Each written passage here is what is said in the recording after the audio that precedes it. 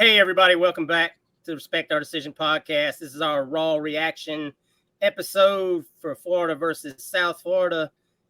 As always, guys, make sure you go ahead and give us a download. You can find us on all your major podcast providers, Apple, Spotify, iHeartRadio, Google Podcasts. And make sure you go ahead and subscribe to our YouTube channel and like every video and hit the notification bell so every time we upload a new video, you'll get a notification on that. Without any further ado, as always, guys, with me is Mike. What's going on? And the hype man, Wes. What's good? And we got a few things to say today, guys. It's gonna be an emotional show. I got a feeling we're gonna have a lot of emotion behind it. Before we get going, I always want to thank our sponsor, Camwood Supplements. You can always go to camwoodsupplements.com, hit code RESPECT20 and save 20% off your first purchase. Go check them out today, guys. But we're going to jump right into it, man. This week, no Mike in the trenches this week. Mike stayed out and watched it on the TV like the rest of us. Your boy needed a little bit of time, little PTO. Yeah, he's planning a little bit of maybe a road trip to go to Knoxville. He doesn't know yet. It's up in the air. This kind of threw him for a loop. Yeah, a little bit. A little bit. But guys, I mean, it's a serious day. We got a lot of things to talk about. We got a lot of opinions to get off. So I'm gonna fire it right across the way here to Wes first, and let Wes go because I know Mike's about to bring the heat, and I got a little heat myself. So we're gonna roll down the line and start with a hype man. Wes, what do you think, man? Let it fly. Okay. This pains me to say. I know it's gonna be a shock to a lot of y'all, but I'm beginning to more and more as the season progresses. It's like we regressing. So I'm leaning more towards what Mike said last week. Said it. Hold on. Lord. For the people in the back. I said I'm leaning towards what Mike said last week. I'm a man. I can admit when I'm wrong. I don't want to say when I'm wrong because I don't know yet. It's a long season. But for right now, things are trending towards the wrong way. Some things I noticed, and I'm going to just hit some hot points. I know we're going to go over some more specific things probably a little bit later, but this is raw reaction. So my raw reaction from last night. First off, just the first thing that popped in my mind, the first thing I saw, it might have been the first or second drive. Abraham, I'm tired of him slipping and falling. Not saying he's not a good player, not saying he's not good depth, but I'm tired of slipping and falling. Got to do Kimber with the club on is better than, and then he dropped the pick. I don't know how he had his hands trying to catch a pick. I guess that's why he's a DB. Didn't like that either. That could have been a big play. The play calling. I saw it when they came across the bottom because I knew we wasn't running the ball, but I saw Montreal with like 4 carries, and it might have been the full quarter. I'm like, what are we doing? 3 carries. 3 carries at the start of the. It was 3 prior to that fourth one, yeah. That 4 carries. I'm like, what are we doing here? I mean, like, why did this guy? I will put him ahead of ETN just because of experience in the offense. Now, ETN's still my guy, but as far as experience in the offense, let's say Montreal's your number 1 guy. Why does he only have 3 carries going into the 4th quarter? You know what I'm saying? To me, that's outrageous. I understand you might want to get AR in a rhythm, but first you win the game, then you do what you have to do to make him feel good. Now, as far as AR is concerned, like I said, we probably dive a little deep in that letter, but this is a hot reaction, raw reaction. He started off hot. I don't know if it's mental. I don't say he was started off hot, but he was hitting some throws early, and then once one bad thing happened, it's like a snowball effect. So I don't know if it's the mental thing. And like Mike said last week, to be the quarterback at the University of Florida, you have to be strong mentally first. I still think that he can be the best player on the field, but at times the last 2 weeks he's like the worst player on the field, and I'm sick of that. And the offensive line penalties. It wasn't like they weren't blocking well and all that stuff, but we shouldn't have those false starts at home. I'm sick of that.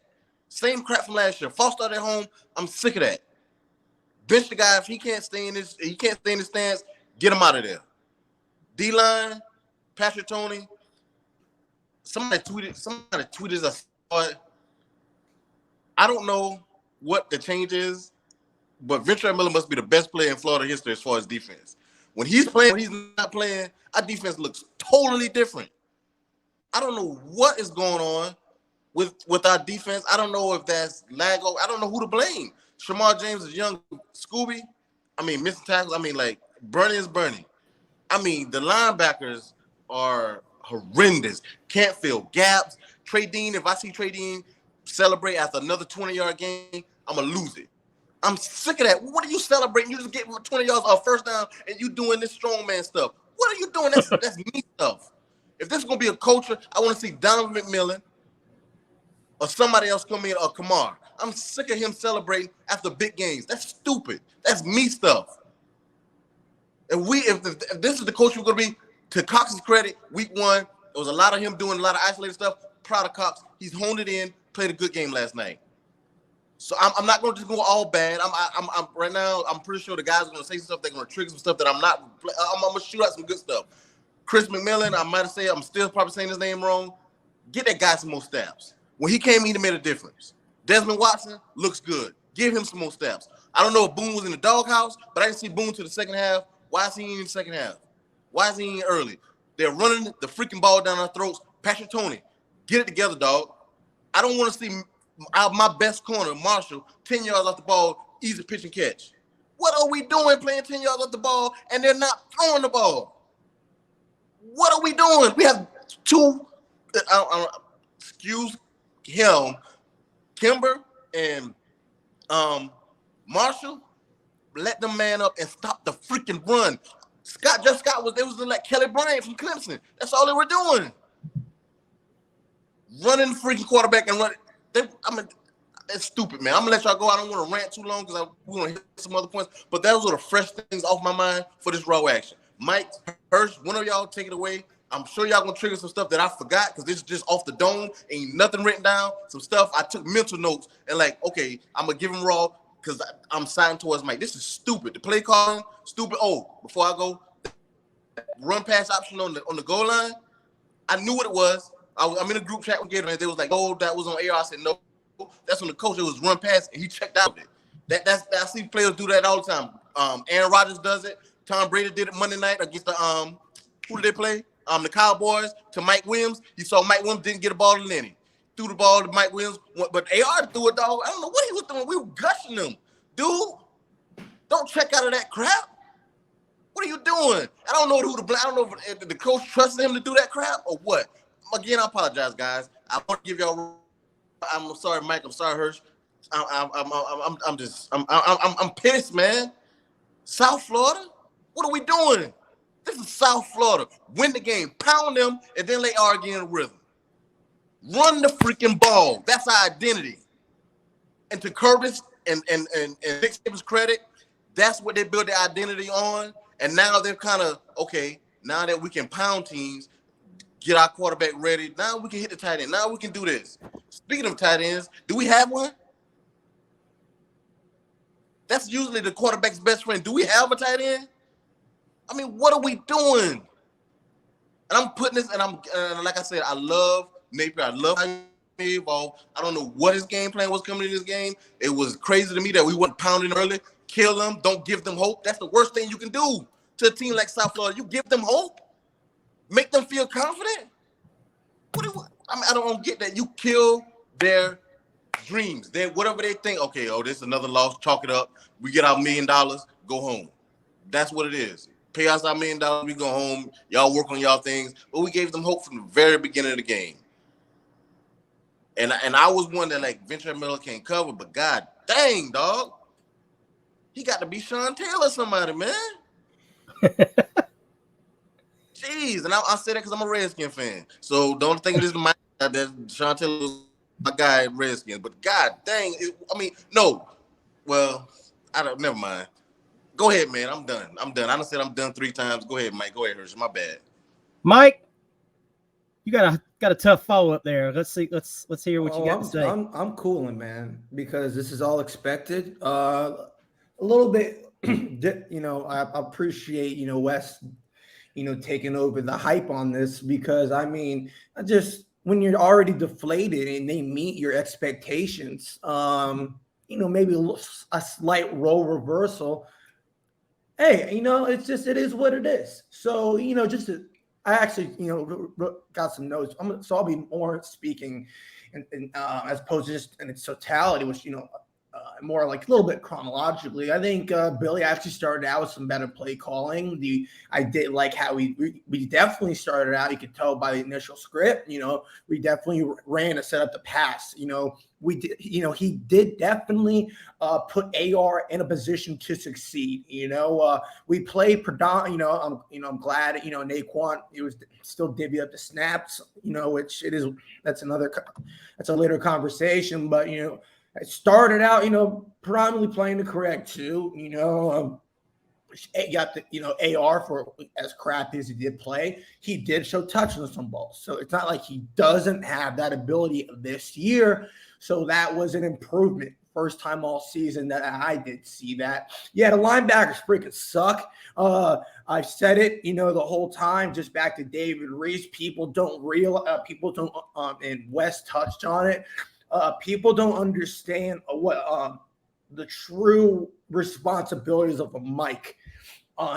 Just once again, I said it previously, that Grantham anarchy in terms of running on and off the field would not have occurred last year. In terms of the points made, yeah, sure, but what a good mic does is communicate and get players lined up and hits the hole accordingly, plays from C gap to C gap, and hits those players in the hole, those pulling guards, so on and so forth. And I guarantee you, it's going to be night and day game plan. Or not game plan in terms of stats on running the ball, which we'll touch on later, from USF. So, but that also goes to how pathetic our depth is, because Scooby was a big time recruit coming out of Auburn, and I also touches on Wingo, how horrible he is. So yeah, we're looking at the portal next year, either a 5-star or a nice little transfer. But that's something to just think about moving forward. And Bernie, he's the Antichrist. So I tweeted that out, and during week 1, I felt I revoked it for that week.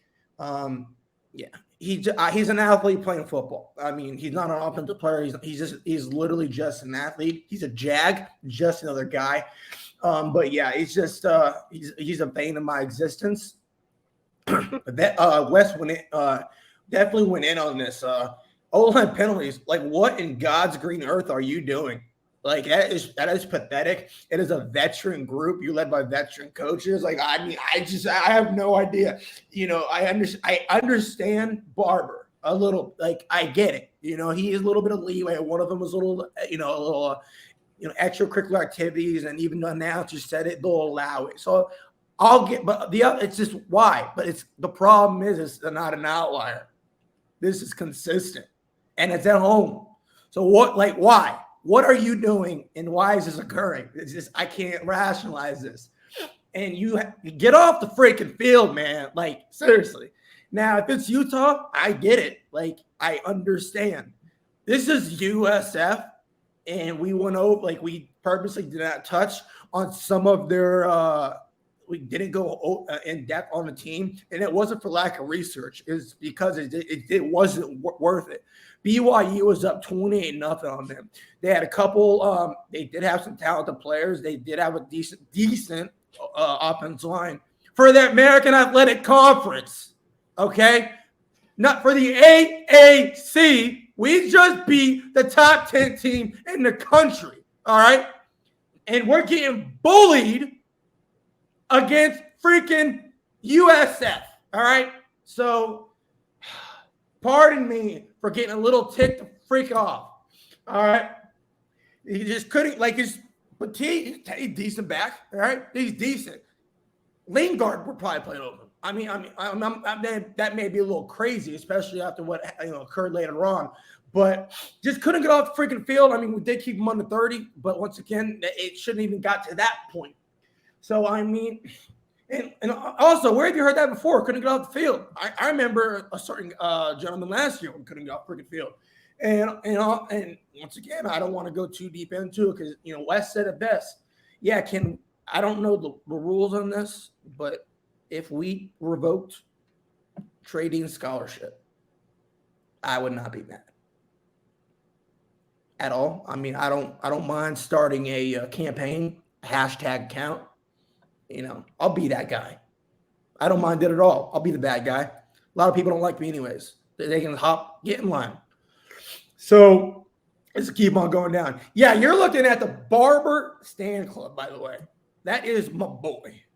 So I'm starting as a day one Barber Stand Club at Jack's, just doing damage. I love him for the future, and this is why I don't want to go too far in depth, but like this is why I wasn't worried about our O-line moving forward in the next year in terms of like recruiting and everything, because we have some talent on our 2D. So he really stepped up. He made some big time big boy blocks, opened up some big time holes. So it was great play by him. Yeah, Billy Napier. Yeah, back shoulder fades. Yeah, adjustments when they occur. I'll say something, but like I said, when they occur. Yeah, honestly, at the same time, I'm going to be selfish. I didn't go to the game, but I'm invested so far. I went to a couple games, still haven't gotten gas money, but I took my pedal off the gas for that one. I took the L, but I at least wanted to have a nice adult beverage. I deserved the one I felt, but I also wanted to take a step back, maybe get some trolling off. We had a team down south, the Gables Goof Troop. They lost. Part of course, I couldn't troll like I needed to. I need to do some company research. Pod first, trolling second, and I couldn't. It stunk. It truly did. And Billy Napier and AR just truly affected that. And once again, like I said, we held them under 30. I guess that's good. But, it's just, once again, AR and Billy, like, can you just, I want a nice night on the town. If it's in Gainesville, if it's in Knoxville, if it's in Fort Lauderdale or Miami, and you're affecting that routinely. So this whole month of September is on you. All right, my turn. I am shocked at what we saw last night. I spent the day. I didn't worry about the football game at all because I just knew we're gonna look at a big time win. Like I said, I didn't predict a heavy score because I figured we'd run the ball a lot more and we'd probably just run the clock. That's why I predicted us to win like 38-7. The defense, I tweeted it out early in the game. It was nice to see Todd Grantham back for 1 week only, because that performance was everything that we had seen from Todd Grantham from A to Z. Arm tackles all over the field. Guys getting the extra yards, lack of effort, lack of penetration at the defensive line. Like Wes said, in the late fourth quarter, your cornerback's playing soft zone. What in the holy hell? Why you have Jason Marshall out there? And it's the first time we mentioned it the other day that you haven't heard Jason's name, but now he's given up yardage because you've put him in a position to fail. When they need to score to beat us, you're playing soft zone. Desmond Watson, like they said, Desmond played a great game, but I don't think he should have been out there on defensive line in the fourth, on the last drive when they're trying to hurry up and run down the field to score on us. I don't feel like that maybe is the person, but I don't make those decisions. I just feel like you need to have the quickest, most mobile bodies. And at that point, maybe Desmond ain't it. But that takes me to my next point. Where is Gervon Dexter? I didn't hear his name all night long. I mean, not once. I understand the guy takes double teams. Guess who takes double teams as well? Jalen Carter. Guess who beats double teams and is going to be an easy top 5 pick? Jalen Carter. If any, we've talked about AR, but if Gervon has plans of going pro right now, he may want to shelve those because he's got some work to do. I mean, if you can't get off some of these double teams, you know, you got a lot to be that size. You should be able to chunk guys, and he clearly is not. I know we had some young guys playing. I thought Shamar looked really good in the beginning of the game. Had him in on a blitz package very early, but then we stopped blitzing. It's like in obvious pass situations, it was like send 4 and pray somebody gets home. And you know, once Cox turned his motor on, he was getting it done there late in the game. But you can't just have one guy getting it done on the defensive line. I mean, it's just these guys have got to. Somebody's got to show some pride.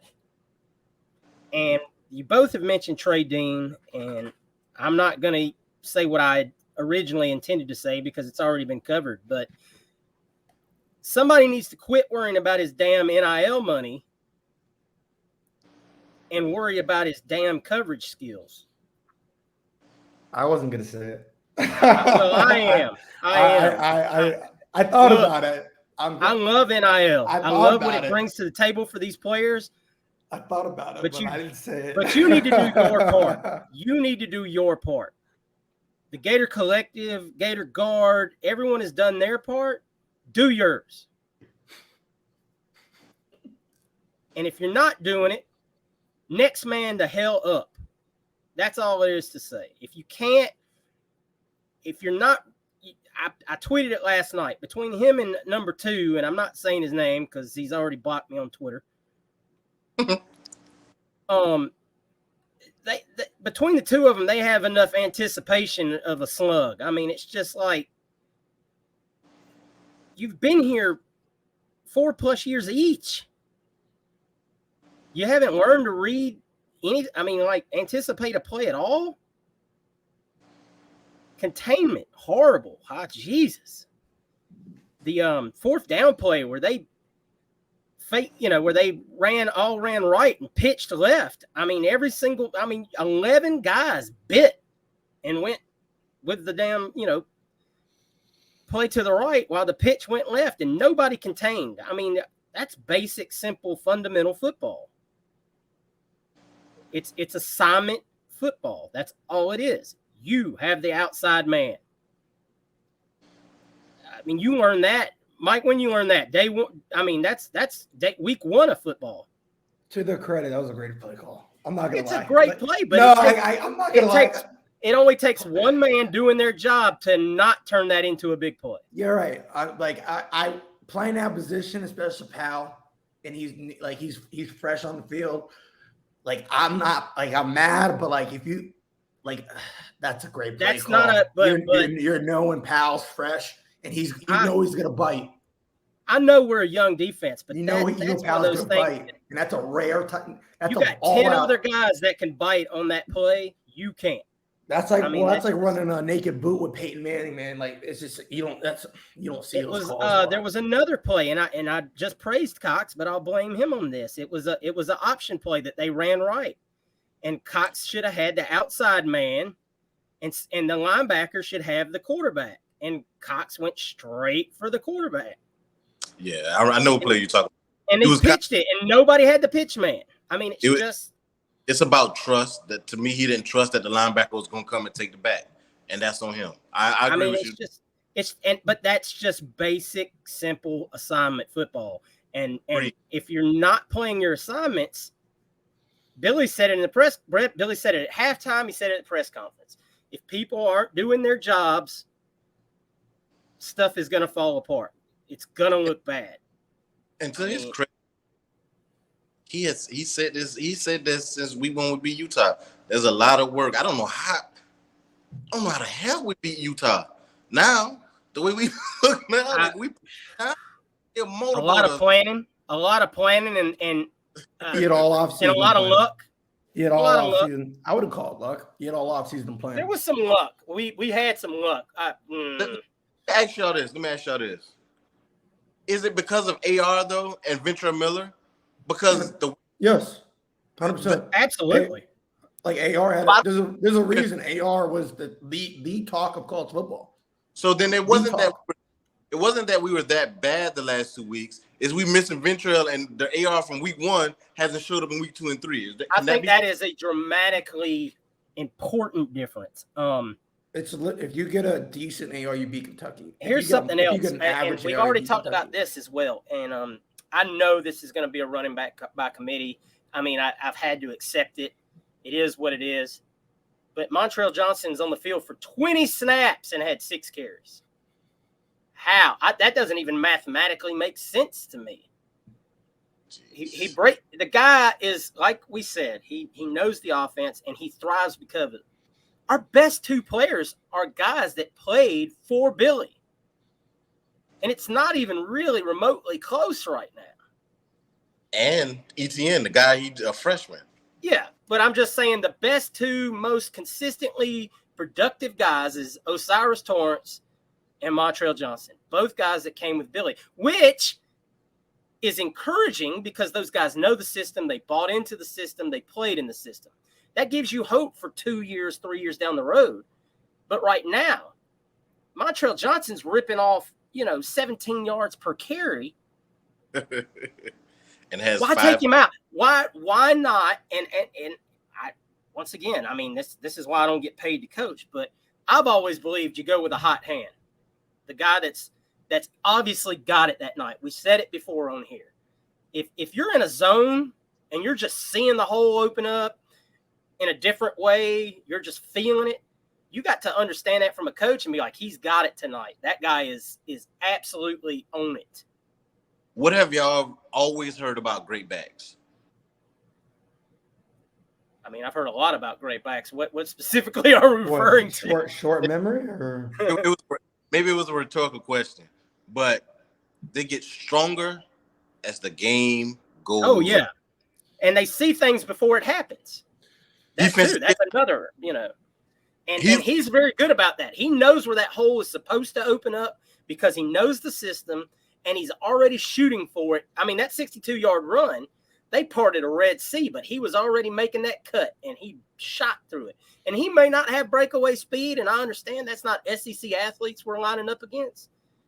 But I don't need him to break a house call every time. But if you can break 20, 30, 40-yard runs, you can run my ball. You can run it 20 times a game for me. I don't care who you are. Yeah. You hit on it. I think Billy knew he was my impact player and just wanted to continue to ruin my Saturday night. Mercy. You hit on it, Wes. Avery Helm, that guy slips. He's got to have. All right, I spoke in this one of my group chats. He's got to have moldeds on. So honestly, this is not even a joke. If he's wearing moldeds, he needs to change his cleats. That's what I was getting at. The equipment team needs to immediately change him out. I've literally done this at halftime of a game. Screw-ins, whatever it is. He needs the word detachables, and I don't know. It's going to be per. It'll be. He needs to get off of moldeds. He needs to switch to detachables. They can still be low cut cleats. However, depending on the type of turf or grass, et cetera, then it'll change the length of said cleat. So but it has to change because it's happened for 3 games now. Yeah, I'm glad I'm not the only one that's seen. Glad y'all saw that too. I'm like, what are you doing? And I love Kimber. Like I said, I don't want to. We don't have. We can be. They deserve to be beat down. But Kimber's break on that like he saw that, and I don't know if they were playing. I know you said zone Hurst. Like we don't know until we get if we saw the all 22. But that last set he was in zone. But yes, you're right. I mean, could have been man off too. I don't know why he was way off. Yeah. What they were doing, man. I'm like, why? And then it's the best receiver against our best corner. And like, I don't know, like you said, we hadn't heard Jason Marshall's name until last night. We did tried him on a deep play, and he played that perfectly. Why? What are we doing? What are we doing, man? I don't understand. I mean, to get back at it, Hey, but I have to say this though, on that in terms of the receiver. and this could be scheme, and I don't like to comment on the actual scheme or certain play calls or assignments in depth unless it's blatantly obvious. That could have been by design, because Xavier Weaver had, I know we're going to get more in depth on stats, but Xavier Weaver had 8 receptions for 82 yards with a long of 18. Okay. Outside of him, there was a total of 4 receptions for 34 yards. But the receptions he got were I get it though. But what if they were giving it? What if we do not know if that was the play they wanted him to go there? That's what I'm trying to say. I can completely understand that, and you have 4 receptions. Right. But to that effect, as we can kind of start to get into the stats here a little bit, because we've all kind of said our piece as far as that goes. They didn't need to pass. I mean, they shouldn't have had. I had flashbacks to LSU last year, not necessarily because they were running the same play, but because the defensive line just gouged. I mean, just shot right through the defensive line, and I'm telling you now, I don't understand what it is about the Florida Gators and running quarterbacks, but it doesn't matter who's ever been the coach at this damn university. We running kryptonites is our kryptonite. I mean, we just have no plan. Since Dan Quinn left. I mean, golly, man, it just freaks me out every time I see a good running quarterback, because I know we're going to play poorly. And we're going to look poorly, I guess I should say, because they always find a way. We have a problem wrapping up on quarterbacks in the backfield. We have a hard time containing, which I don't understand with the athletes that we have. But, once again. Where are the athletes at, though? Are they at the second level with the linebackers? That's true. I mean, linebackers. Look at their blue chip. Wingo's a big time recruit, but Wingo also didn't play linebacker. He played DN in high school. Yeah. So, and he's what, third string? That's, you can call it like a development. You can say he's just not a good linebacker. You can call it a lot of factors. I'm not watching tape. But end of the day, Scooby ain't crap right now. Well, I mean, will it be? I don't know. I'm not watching tape. But right now, he's not good. No, these kids. I mean, without a doubt, they need the kids. experience. They're not kids. Well, they're not kids. If you're on campus 3. I mean, at least 3 years. Somewhere on 2.5. You're not a kid, all right? Because this is Scooby's second year. But I was here. I don't know if it was an early enrollee, but I'll give you an example. If you're a freshman at the end of your freshman season, you're not a freshman anymore. So that's not an excuse. Like, a lot of these kids are coming from big time programs. Well, I call them kids because I'm old as hell. No, but I know it's a different thought process. But in terms of being in a college weightlifting program, for example, and schemes, so on and so forth. So a lot of people make excuses. They haven't been on seeing the field, et cetera, et cetera. The only one that really comes into play, it's going to be at the quarterback position. Other than that, it's all BS. It's all reactionary. You either have or you don't. But just development and the lack of development at the linebacker position year over year, coach after coach. Bateman, for example, I'm not even going to talk crap about recruiting. If you're maybe not an elite recruiter, okay, fine. You better be an elite coach. Well, what's going on? Because our O-line, you're seeing O-line performance night and day. Mm-hmm. Night and day. Okay, that's fine. So other coaches can help. You'll get better O-line kids in due time, most likely. Where's the night and day performance on linebackers? It's not there. This is something to think about. And I think it's time a lot of people own up about the lies that were told about Derek Wingo, DeJuan Black. I mean, don't get me started on DeJuan Black. Wes knows what I've not. All that aside, for about 4 years. So all that aside, a lot of hype.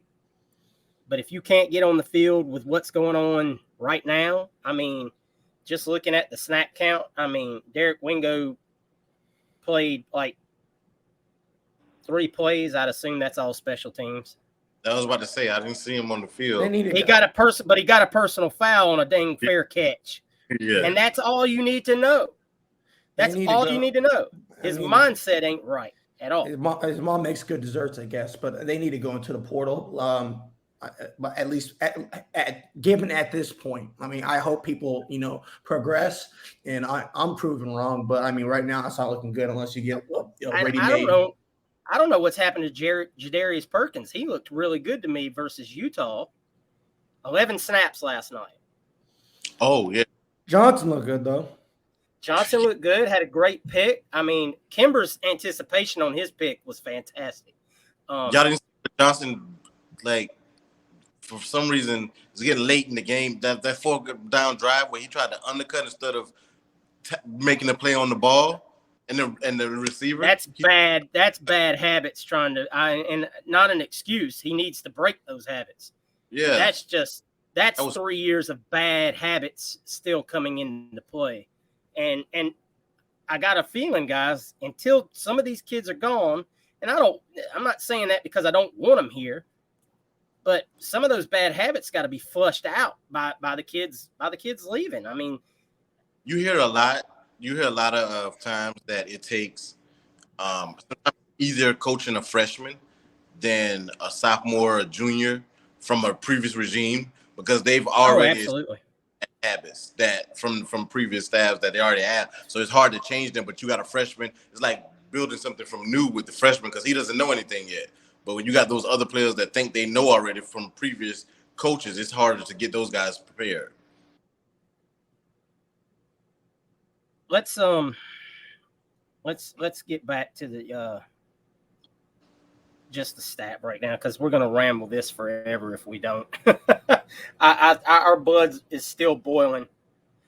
I mean, and if you look back at it, their quarterback, like you said, they completed 12 passes. He threw 28. I mean, the pass defense did their job, but when you're giving up 6.2 yards a carry, and that's with the bad snap factored into it. I mean, another grace of God falling upon the Gators. I mean, bad snaps should have allowed us to be undefeated, a top like 8-5 team right now. That's a funny thing.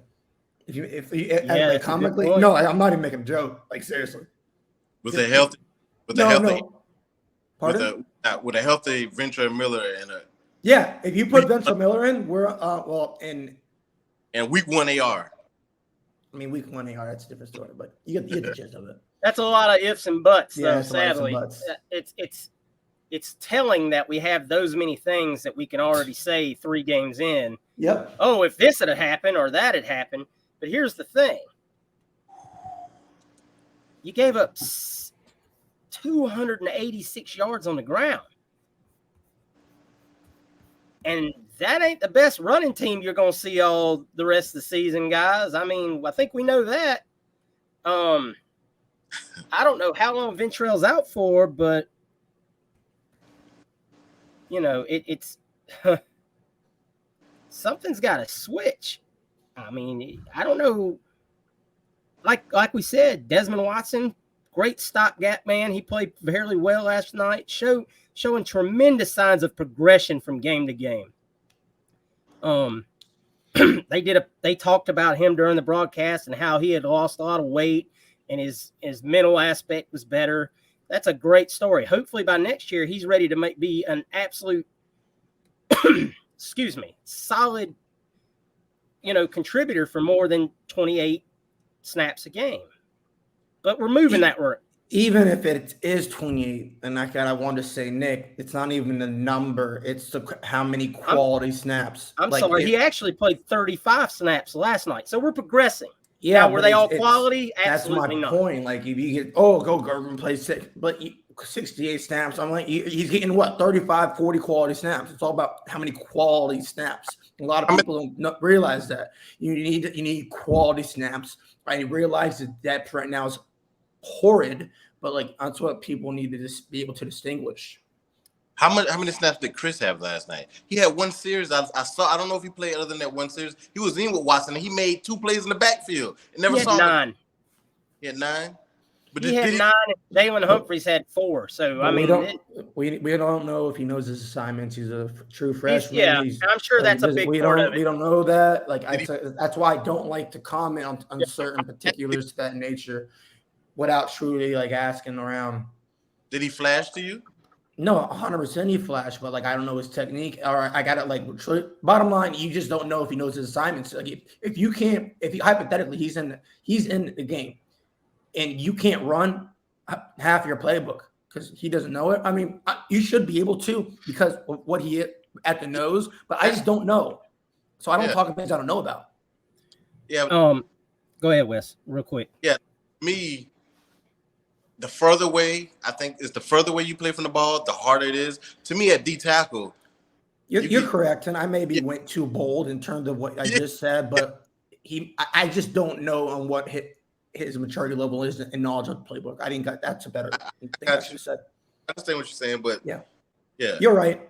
But D tackle, A gap, B gap, go. Correct. And this game should have been the game. I'm sure it was Billy's game plan from the get-go because it should have been. This should have been the game that these young guys got a lot more snaps. They should have been playing late third quarter, all of fourth quarter. I mean, your starters should have had a good game where they could have got a little extra blow at the end just so they'd be more, less worn down next week when they have to go on the road, which we'll be covering Wednesday in our breakdown of Tennessee. But anyway, but you look at the Gator stats for a second, and guys, we averaged 7.2 yards a carry. 217. The problem of this game was, and it goes back to the defense, you can't get a defense off the field. The offense doesn't get to run plays. That's simple, And if you're not getting to run plays, part of me says, why didn't Montrell have but 3 carries going into the, last quarter? But, well, hell, he didn't hardly have any time to be on the field. USF almost killed the whole second quarter.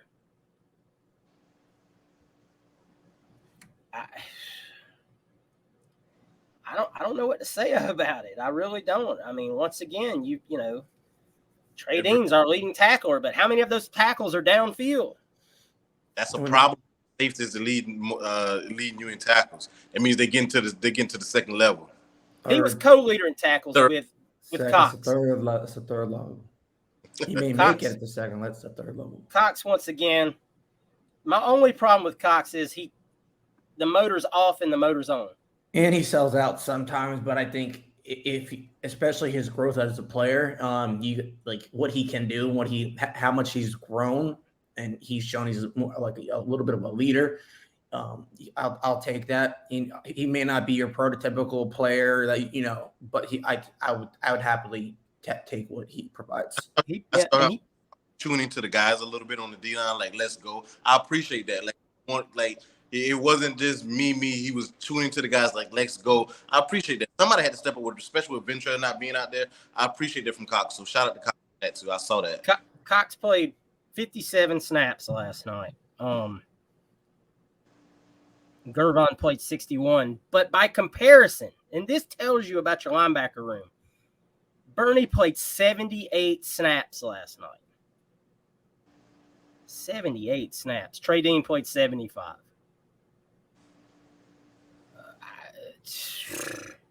I just don't. I get why Dean's only because of safety. Safety is I get. Bernie, I guess you can't take him on the field because then you don't need to rotate. You don't need to rotate linebackers and safeties. Yeah, you don't rotate them. It just speaks to the depth issue that we have at linebacker, that we don't have anyone better. There's not somebody that goes back. I understand. That goes back to what I was saying about Wingo, about Black. The lack of development. You can't spell this guy for 5 snaps in a game. The opportunity's there. He had to play every single. I don't know if they ran 78 plays, but I guess it's pretty close. Every time I saw him, he was sideways. Offensive lineman had him sideways. He's been sideways for like sideways. It hurt. It pains. Just to seeing that number 2. We could have a Hall of Famer in 10 years wearing number 2. I'm gonna be scarred. I'm gonna be scarred, man. It's gonna take years. This is taking years off my life. Guys, let's move on to the elephant in the room. Which one? I mean, it's time we got to have a conversation about our quarterback, and I think we can. I think we can safely say that all three of us love Anthony Richardson as a human being. He's a good kid. He does a lot of good things, but something's going on, and it can't be denied that something's going on. Obviously he has the physical talents, but physical talents only take you so far as a quarterback. And right now he's taking it in the wrong direction. So what do we think? I mean, you posed the question to us last week, Mike. I mean, I have almost no doubt at this point, if Jack Miller is healthy, Jack Miller had to have played last night. At some point, you've got to see what else you have. What's the definition of insanity? Doing the same thing over and over, and expecting a different result. And here's the thing about, all right, the walk-on. All right, here's the thing. I've heard good reports out of that, various news outlets. But say you put him in for a drive or two drives, you can get how the roster's currently built. As you can keep it very, very basic routes, etc. And if he just fumbles a bag, okay, then you know. But guess what? You know. Or he could ball out. Let's just use our rival right now. Look at Stetson Bennett was a walk-on. Hate to break it to folks. Look how he's playing. Could that be is that a major outlier? Yes. But, you just don't know. At the end of the day, you've got to play the guy that gives you the best chance to win. And just because he has the best athletic gifts doesn't mean – well, not to mention that could realign him mentally. I don't freaking know what's going on with him mentally. He has the ability. He made throws, made progressions last year that he's not making this year. So you can't game plan for the throws that he's missing. I don't think it's the progression. It's the inaccuracy. He's just. That's what I mean. I'm sorry, but the throws he's missing, you cannot game plan for that. Yeah, that's my point. You can have it was a decent game plan, except a couple little spots, which I'll get into. What we will get into, but you have to try something else, even if that resets them mentally. Okay, I can't. I just can't throw crappy balls. I will be benched. To me, the first pick goes back to the game I saw Tom Brady, the linebacker came, it was in zone, and just a lot of that happens to a bunch of quarterbacks. You got to wipe that. Second pick was on him. The first pick, the linebacker came into the zone. He tried to go back over the middle. I'm not mad at that. That happens to every quarterback when linebackers sink in that zone. That's what a linebacker is supposed to do. Wish we had linebackers to do that. Well, Bernie did do it in game one. He did sink in that zone and the quarterback didn't see him. He did do that. That happens to the best quarterbacks. Happened to Brady against Dallas Cowboys the other night. That happens. You have to wipe that crap out and go back and make plays. It seems like when one thing happens, it is like a snowball. It wasn't even one thing. He went into the game acting like that. So it wasn't even a snowfall effect. He's missing Ricky Purcell wide open, 6 yards all around him. He's just overthrowing him. You cannot, as a coach, you can't game plan for that. Okay? Run wing T. It was bad. I want Navy's coach to run triple option. Bring him in. This is what I want, because that's the only way we're going to win a ball game. It's bad. I need triple option run. When the opposing team coaches say safeties and corners, if you're behind, be alert because he's going to come high and wide. They said that during the game last night. They got that from Jeff Scott's staff. Be aware, the balls might come high and wide. There's no mic. You're behind the receiver. Or he forgot the dirt. And he came out, and it was clear from the beginning he was trying to throw touch passes. He threw a couple of dink-off passes. It looked good. He was and it looked, he threw the ball down to the sideline to Whittemore, and I was like, all right, now we got a little rhythm. And when he made that pass, I said, all right, maybe he's good, because that was what we had not seen at all. And then he threw the interception to the middle linebacker, and after that, the press just started all over again. Everything was just pressed. Everything pressed. And we're going to progress to some coaching things here very shortly, because I'm not sure Billy's putting him in the best position to succeed at this point. But I just can't have mentally weak quarterbacks or a mentally weak You human can't. being at my can't. position, the quarterback position. The harder games are coming. People are scared. Oh, what if he does? What if he get? I don't care. All right. If we lose games, we lose games. It's a bump class. Okay. Nick Del Torre last week said, honestly, the games aren't that relevant. Just look competent. Players realize they're not dumb. If you don't have a quarterback, you're not going to win. So that's just the bottom line. So if he ain't it, guess what? I just know I'm going to the portal because right now I don't want. He's got to come back next year. Right now, I don't want him. I hate to be like blunt, but like I he's a nice guy. Cool. We can go out. We can go to what's it called? I'll buy him a slice of pizza. Cool. We'll talk shop. But I do not want to see him starting a football game for the University of Florida. I'm too invested, put too much time in this, my emotions. He's taking years off my life. Because right now, Hirsch, you know what I'm doing? I'm going to the pen. I need Ingle. This is my thing with. You gotta bring Ingle up. This is what my thing with what you just said, Mike. And Hirsch, you tell me, and Mike, when I ask this question, you guys tell me how you feel about it. I'm going off what you just said. It's a bump class. Doesn't even matter. Recruits know. What's the point of bringing somebody else in than seeing if you can get him to figure it out? Because he has such a high ceiling. If listen to what I'm saying. You said it doesn't matter if we win or lose because we're going to get the guys in. So why replace him if you know the guy has that ceiling? Why not try to, if you're going to waste this year and see if you can fix him than bringing somebody that you know should be the starter next year. But you're assuming it's better off. With that, you're assuming he's better off learning on the field. That's your assumption. You're right. He may need to be reset. It could be a play. It could be a drive. It could be a game. It could be half a season. I don't know. But he needs to be reset.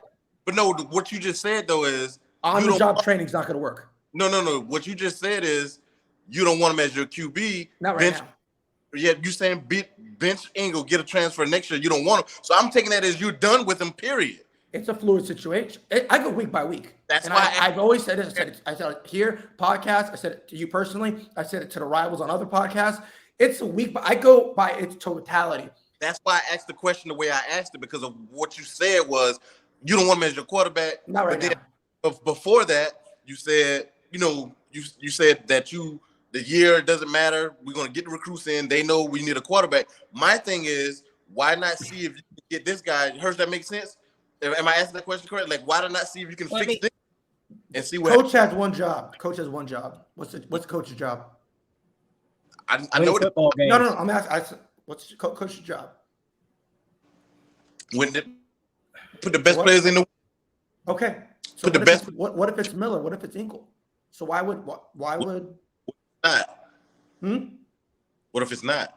But what if it is? You don't know. Listen.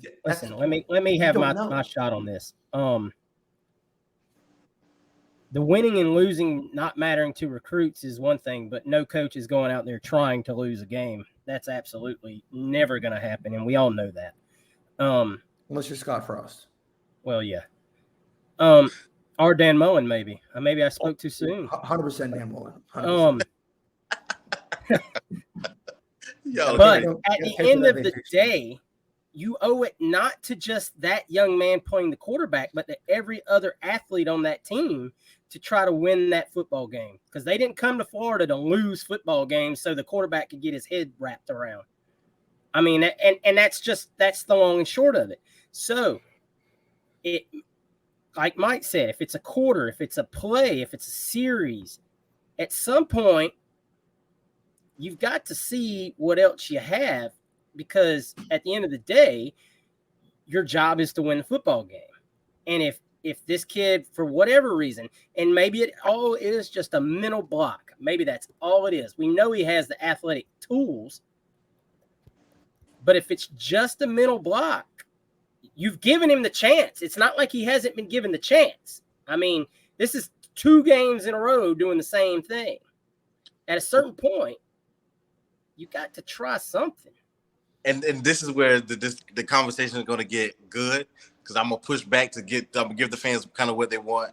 This is me pushing back just because, not saying I don't agree with you guys, but this is my pushback. Are we being a Mike kind of said it. Mike said he's a week to week guy. Situation is fluid. No, not week to week. I look at the totality of the situation. Okay, so let's just say hypothetically he's a Heisman winner, a Heisman front runner. He's one bad week. Okay, that's fine. But guess what? I'm using now. I have 3 games. Okay. So week 1 he beats the top 10 team. Okay. Week 2 he shits the bed. Maybe he's hurt. We don't know. Maybe it's mental block. We don't know anything. He wasn't hurt. I'm telling you, you might find out some stuff coming soon.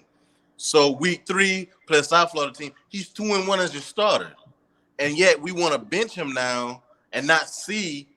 And this is only still his fourth career start. He also has more tackles than throwing TDs. Are we 2-1 because? Are we 2-1 because of him or in spite of him?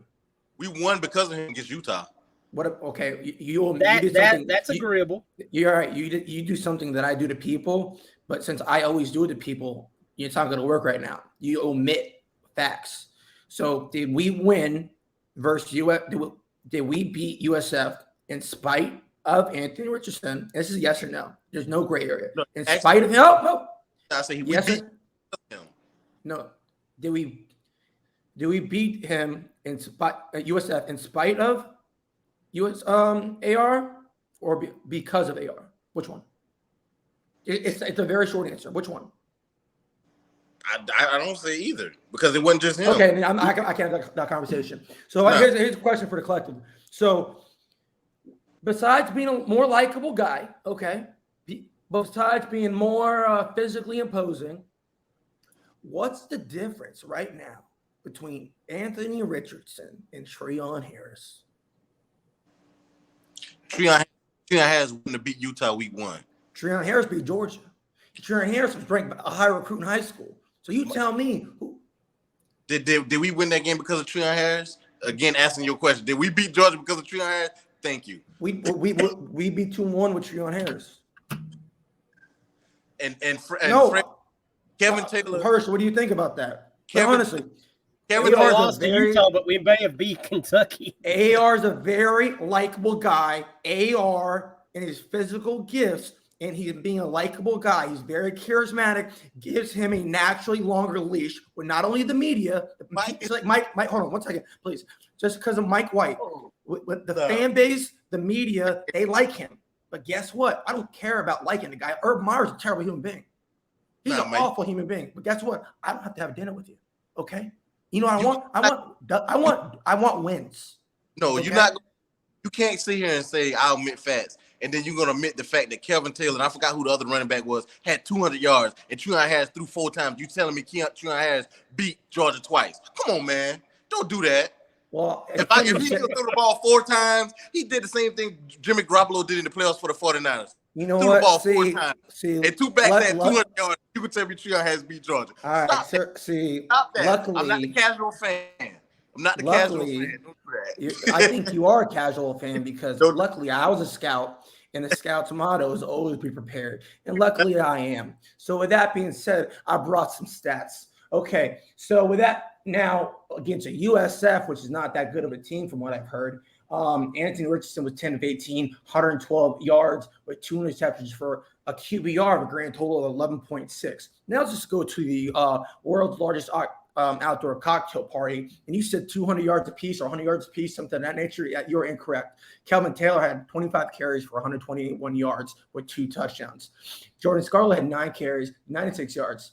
Okay, and Treon Harris added 10 yards for 10 carries for 39 yards. With that being said, passing 8 of 19, 155 yards. Is that a lot of stats there? No, but guess what? He did not do. He had 0 turnovers. He had a touchdown for a QBR 66.2. So you know what that shows me? He is not losing the game. He's letting the team built on running and defense, which it was. He's playing within the system. Period. How many yards that particular game, he played within the system, and we beat that team. We killed him. How long was Callaway's loan? Callaway had a big play in that game. Antonio Callaway. He's 66-yard reception. Who threw him the 86? ball? 66. 66? Okay. 66-yarder. Okay. It was a beautiful led pass by Treon Harris. Okay. Let's get into something else real quick. Let's progress this conversation a tad bit.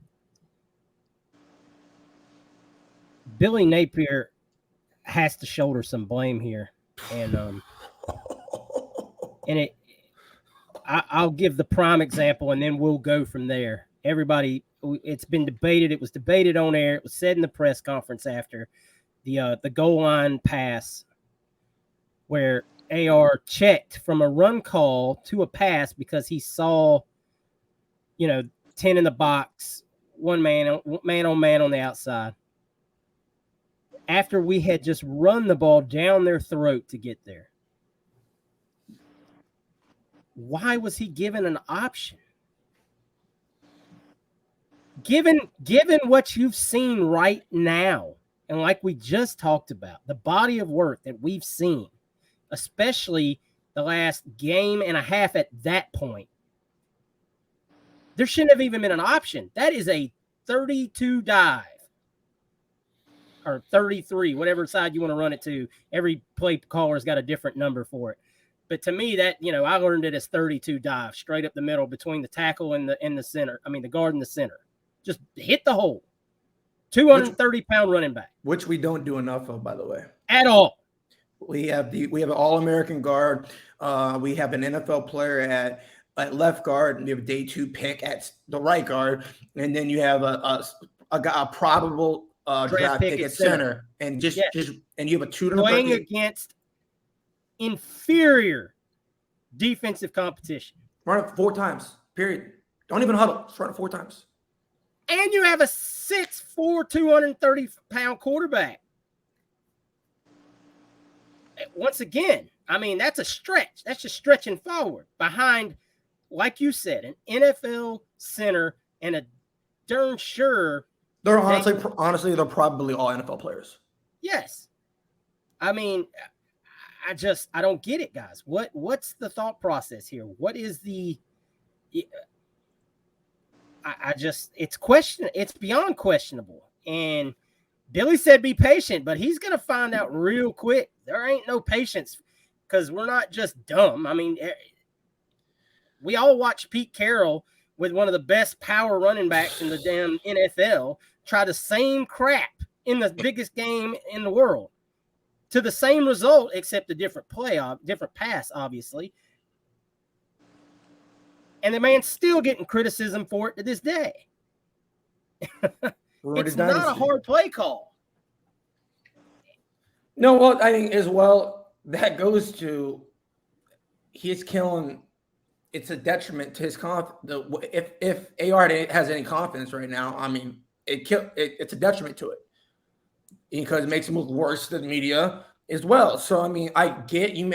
Whatever it is, it comes down to it. The option shouldn't have been there. Period. Like you're at the 1 or 2 yard line. You're just running it down their throat, and it's USF. You have a very good offensive line. They're playing well. Like, why? My question is why. I'd like to see a reason why you would want to throw the ball. Because there's none. There's absolutely no reason. Just 4 times. I'm just running the ball. Right? I don't care. You damaged him worse. You put him in a position to fail. Because he's shown at the same time. This isn't even early on. He's shown he's inaccurate. And then said in the press conference, and hold on real quick, Wes, I'm going to get to, I know you got something to add. He said in the press conference, the play was there. He just made the bad throw. Well, then, that's pathetic. You threw him under the bus, essentially. I mean. No. Your job as a coach is to put your players in a position to succeed. That is your job as a coach. He did not do that. He failed as a coach. What, Wes? I was just saying he was giving AR accountability. I mean, he made a bad throw. It's accountability, but it's a bad play call from the rip. It shouldn't even have got to AR. I understand the accountability aspect of it, but you have to look in the mirror. You have to look in the mirror and say, Did I put him in a position to succeed there? It shouldn't. And real quick, Wes, let me know what you think of this. Like, I don't like. I want to say like Tedford or like Cal, but like a lot of coaches do this. Take out. I wouldn't even allow them to do a check. Hey, line up, get up really quick on the ball, and then look to the sideline because he needs to be coddled right now because he cannot handle anything. My point of that is you're not going to make if you're facing Georgia and you're first and goal at the 2-3 yard line. I'd rather do it then because of Georgia's D line, because of who you playing. You playing South Florida, you punch that shit in. Excuse my language. But if you're not going to trick them. Yeah, I like our O line. I like it better than Georgia's D line. I don't know. That to be determined. I don't know yet. Maybe if they stop jumping off sides, I'll trust them more. It's close, but like all I'm saying is when you have the most athletic player, keep in mind, when you have the most athletic quarterback in the country, he's 6'4", 230 pounds at the minimum, 10% body fat. That's an extra, like, why aren't you? Like, just go 5 wide. I don't care what you do. To that, let me ask y'all this. The naked boots aren't working anymore. The DNs are saying we are staying home regardless. Same thing we got on Cox about not too long ago. Kentucky and South Florida didn't honor any of those naked bootlegs with tight end usually leaks in the flat. That hasn't been there the last 2 weeks. They're staying home and said he would not do the naked boot to us and have room to run. Have y'all been surprised that the read option, he scored like a couple times against Utah on the read option, like on the goal line? I've thought about that actually this morning. I don't understand where that how I see it, or regular scrambles. Is that how I see it? That Utah game, ignore if I'm there, coaches are looked at and literally say, "I'm not doing anything they did." Period. Because you're gonna go off the last 3 games. Pretty much what Kentucky did and what Georgia did. That's how you beat them. But right now, he can't even throw the ball, so it doesn't really matter. So pretty much just don't let him run. He cannot throw the ball, period. Anywhere. Especially in a pressure situation. Like in the game, we don't have receivers. They're open. Hate to break it to folks. Shorter made a hell of a catch. If we were up 21, 28 points when he ran that play at the goal line, I might have shrugged it off. I might have said, well, they were trying to work on something. But you're not. You're in a fight. You're in a hell game. You're just trying to get out of Dodge. Yeah. I mean, at some point, you got to look in the mirror and like I said, and say, I got to do. I know we keep saying we ran the ball down and threw on that drive. He did hit Shorter made a hell of a play too. He hit Shorter on that drive too. He did. That was the open the drive. That was at the open of the drive. Kudos to both players. Maybe Jordan Shorter. I'm sorry, Shorter. What's it called? Jason Shorter. Bouncing her. I don't know. Justin friend Shorter? Of the show. Yeah, sorry, I'm out of control. Justin Shorter, friend of the show. Made a hell of a show. A hell of a catch. Hell of a throw too. He gave his energy drinks. Those I like when you give your big 6'4" guy a chance. I can live with that. Yeah, he actually threw it up and let his receiver make a play. That's great. And we even overthrew one early on in the game, and I wasn't mad about the overthrow because you're opening up the offense. Taking a shot. Yeah, I actually had that as a note. I'm like, I like that play call. I like the, I like to see us take shots to soften it up a little bit. Yeah, but great. Like you said, there's literally no excuse at that point in the game to it wasn't there. You know what? No, you're crap. That was at that particular moment. It was an awful play call, and there's no excuse for it. Where are those plays at though? Those deep shots. I gotta watch. I think those are great deep. Maybe I know you have to be able to throw over the middle and intermediate routes, but last year in that same game against South Florida, he hit Copeland for a couple deep plays. He's not the same player. You said last year he's not the same player. Right now, he's not hitting those same. He hit a throw against Copeland, going against his body. About 1% of people on the planet can hit. 1%. I'm including NFL players. My question is though, where's the deep? He hasn't attempted a lot of those. He can't hit any throw. You're saying last year it's a different offense. It's two different it's players. Just a different and offense. I honestly think there's two things really quick I want to say. One, I would have if you give me that USF quarterback from Baylor for the rest of the year, I'd happily take him. Please. I'm not even making a joke. Second, at what point do you gotta sit back? I'm not even kidding. At what? Because we don't have a true OC coordinator. We don't have a quarterback coach. Or at least title. At what point? Because Billy's a quarterback coach. Who was a quarterback coach last year? Dan Mullen. Who played it? No, he had somebody. It wasn't Dan. Dan would work. Everyone knows Dan works with the quarterbacks. But O'Hara is our quarterback. So what's the difference? O'Hara is playing night and day. O'Hara is the quarterback coach. I'm just telling you what it is. I understand what you're saying, but night and day, that's the main difference. Billy and Dan. Somebody has to say it. But we're saying mental though. Okay, so Billy can't handle mentally. So that's what I'm saying. Is we just shooting at throwing stuff at the wall, because if it's mental and we're saying the people are open and he's missing these wide open guys, then it ain't on Billy. Then maybe Engel or like you said or Miller, when they come in, they may hit these guys and you be like, well, it ain't on. Listen, I'm just looking for the common denominator. It's a lot of stuff. That's why I couldn't answer your question when you said, did AR almost cost us the game? Because no, he did.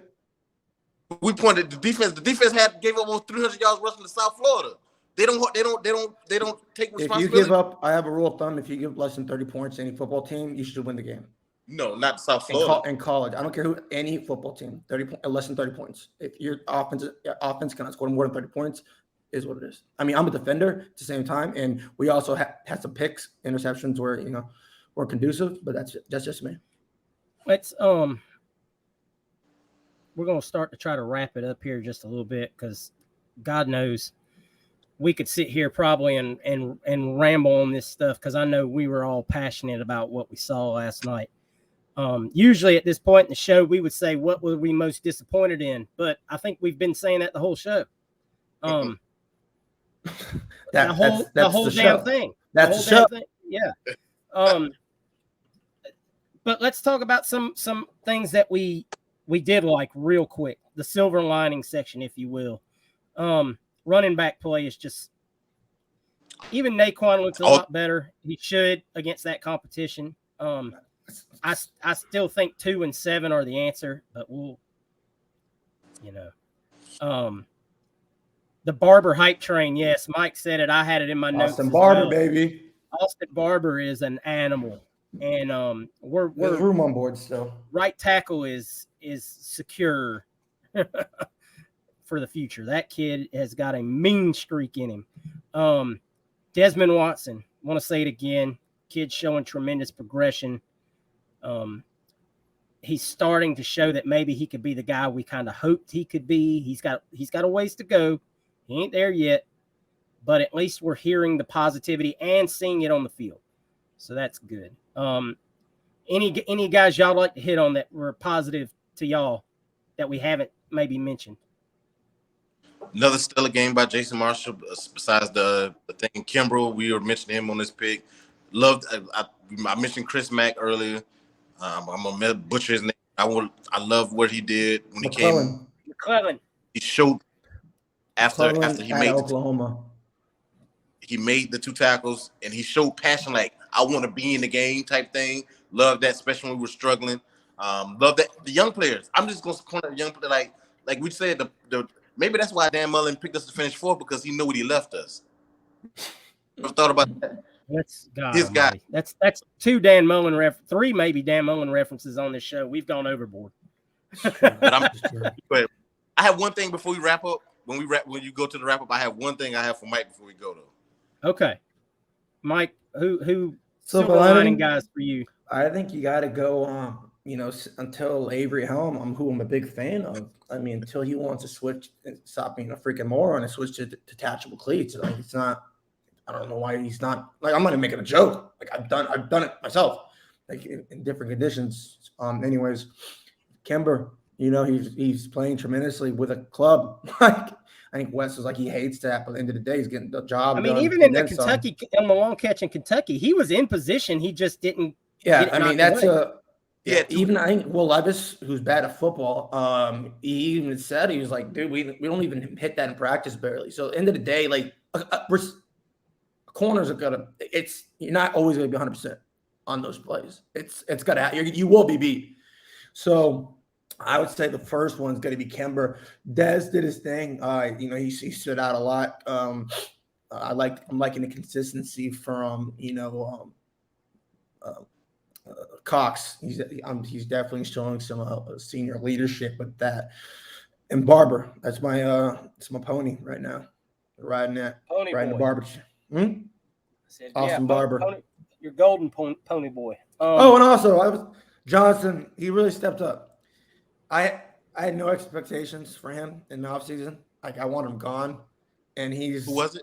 He's done tremendous. So who? I really want to Travis Johnson. So kudos. Couple Jacksonville products. Guys, I don't think I really have to ask this, but I'm going to because that's the last part of our episode here, pretty much. Your expectations, have they changed? Yeah, absolutely.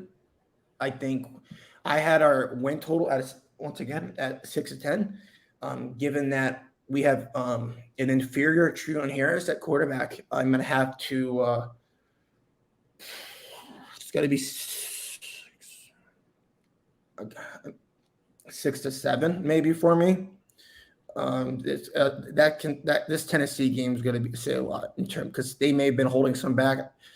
But I'm just waiting. I'm on Jack Miller watch right now. I really am. I'm not even trying to be funny. It may come off as a comical, but like I need Anthony Richardson off my football field, at least temporarily. And it's a shame.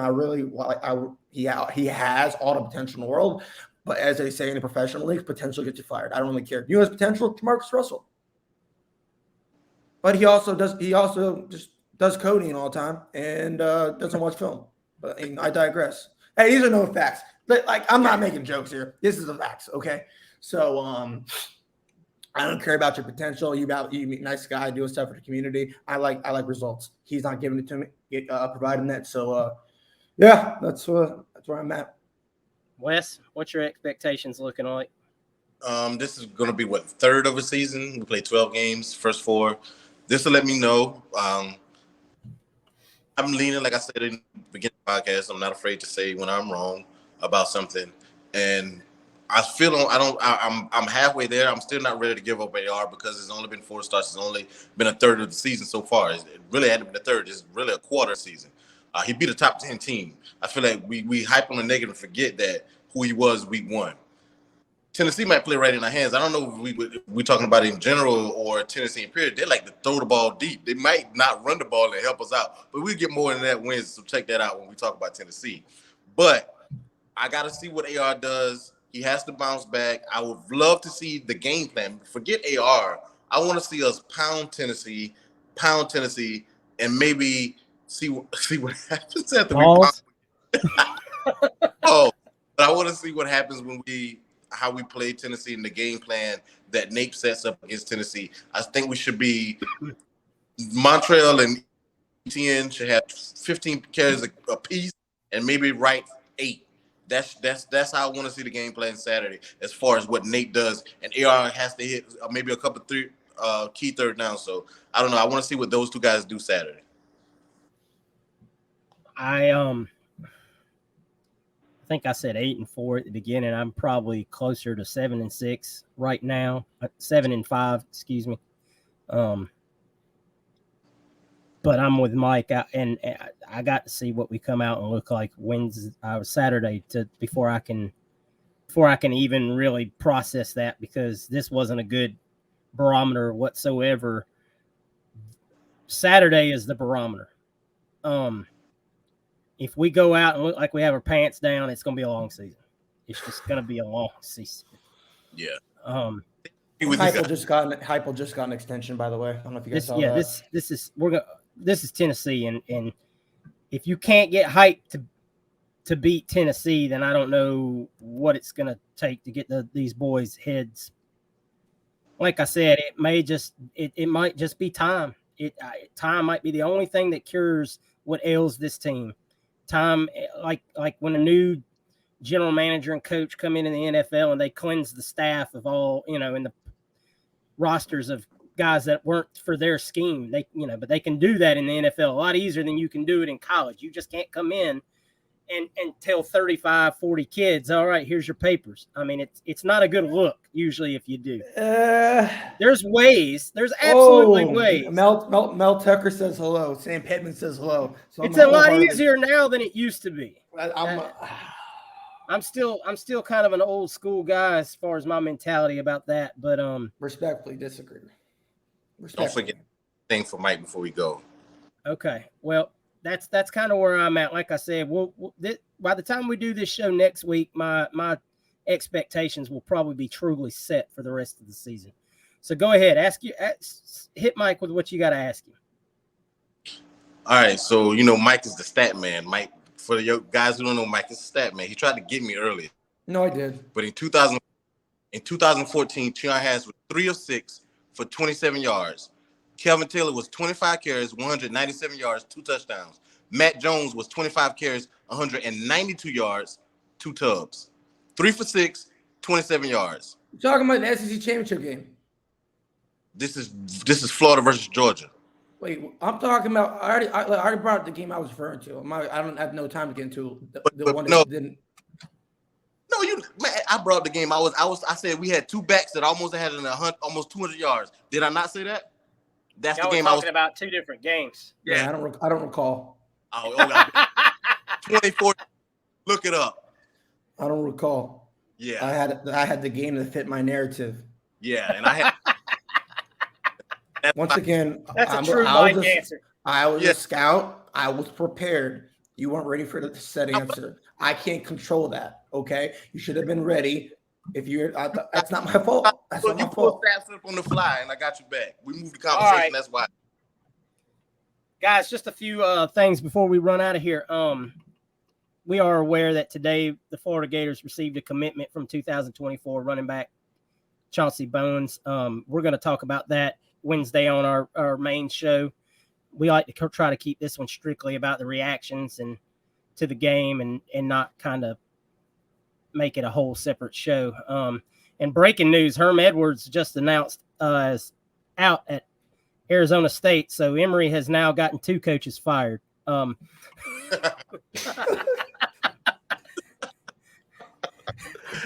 good.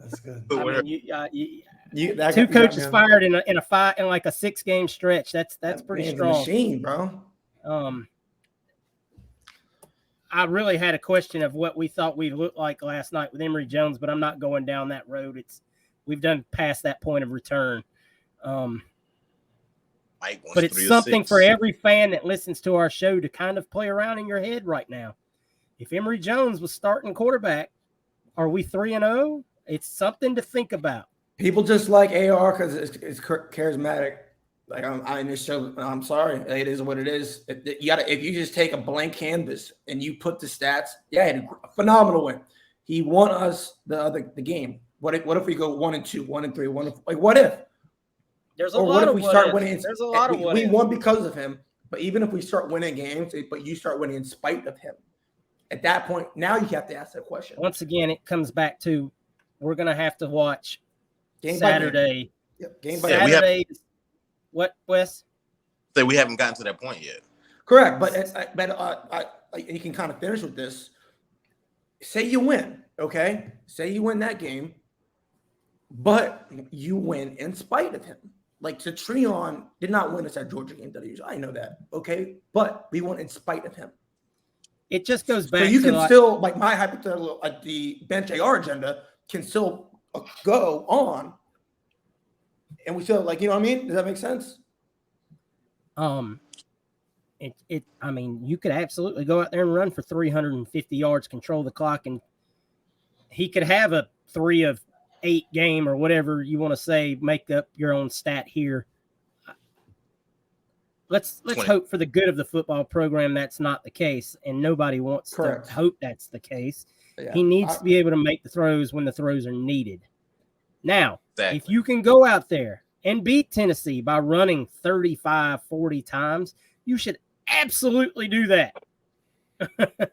Smart coaching. Exactly. Guys, I really hope next week's Raw Reaction show is a lot more positive than this one. I know hopes aren't high right now. It's going to be that kind of season. There's going to be growing pains. We're probably going to have quite a few other episodes where we might have this same conversation. Hopefully not about the same exact topics, because if we're still saying the same things week 7, week 8, then there's a huge problem on hand. But guys, we appreciate y'all tuning in. Hopefully y'all stayed with us through the whole thing, through our ranting and raving, but that's what we got to do, man. We just want to try to put out the things that maybe a lot of y'all are thinking. We really appreciate the feedback from our previous Raw Reaction episode. Many of y'all reached out and said it was exactly what you needed to hear. And that, I know Mike's rant, a lot of people said Mike's rant really spoke to them, that he was saying exactly how they felt. And that's what we're trying to strive for here. It's just something maybe you can't say to somebody. Maybe you don't have somebody to talk to about the game. You can tune into us and kind of vent with us, if you will, or celebrate with us. Could be either. But that's it for today's show, guys. Make sure y'all tune in. We'll have that show out for you Thursday morning, our Tennessee preview show.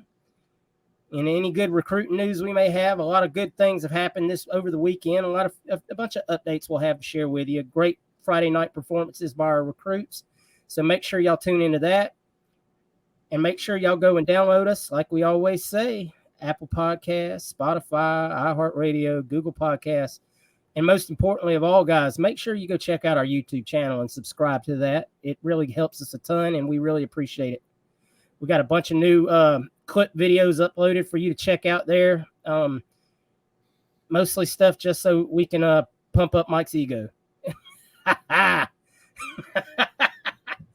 had to say that. It's in my contract.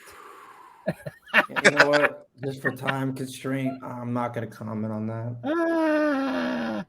No, Mike's good for some good sound clips, and so we have to give the devil his due, and we hate it. But anyway, we'll give the devil that due when we review our weekly pick'em on Wednesdays. Make sure you tune in for that. Anyway, guys, we appreciate y'all tuning in, and we will catch y'all Wednesday. Much love and go Gators. Peace. Go Gators.